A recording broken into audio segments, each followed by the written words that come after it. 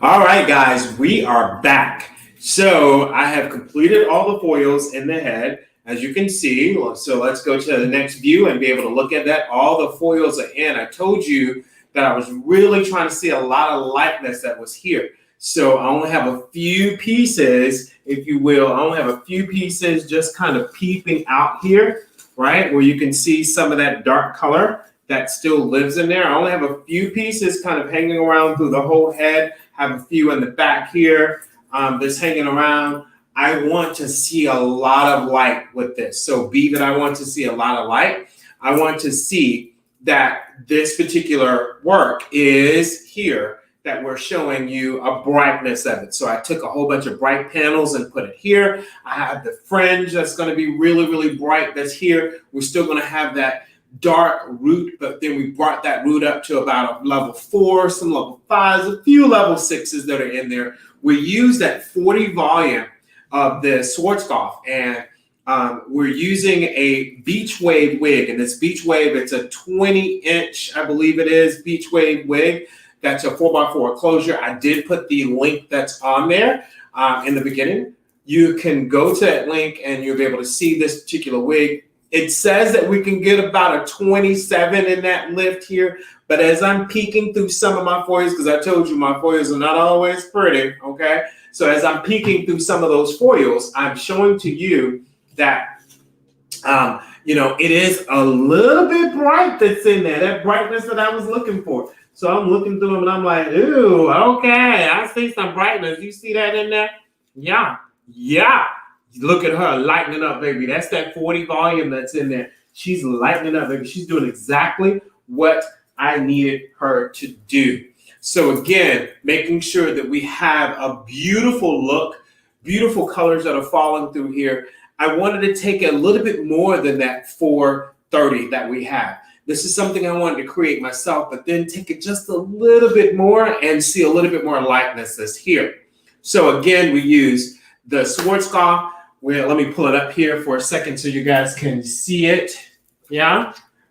Boom. I use the Schwarzkopf that's right here. And I also used 40 volume to really get that energy that I wanted to get. I was going to do some clay, clay foiling. I was going to do a little bit of clay lightning that was in there where I can get some, not so lighter pieces that was here. But then I thought about it and I said, not going to do all of that. I'm okay with doing what I'm doing now.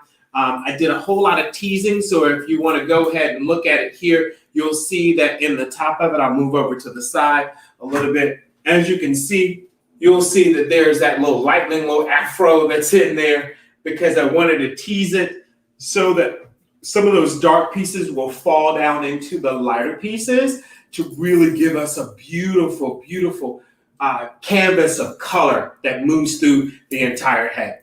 So this is the look. We got to let this process a little bit, right? I will tell you, FYI, right? When you are foiling this, now I wanted to share this with you as I was foiling it. Marcus walked by and was like, this is a little warm.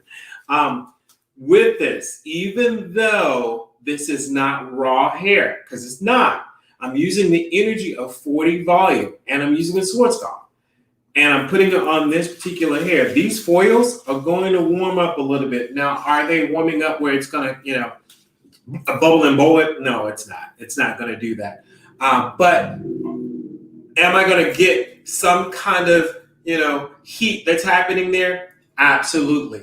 So it's working, it's processing. So that foil is going to feel a little warm. It will now reduce at that point. I always say just watch your work, check your foils, see what's happening, see the level of lightning that you're getting. If it's a beautiful light that you see, keep it moving. Let's go ahead and rinse it off. If you don't, let it process a little bit longer at that point and you'll get the lightness that you need. My last thing that I did was right here that lives in this 4x4 that's right in the machine closure.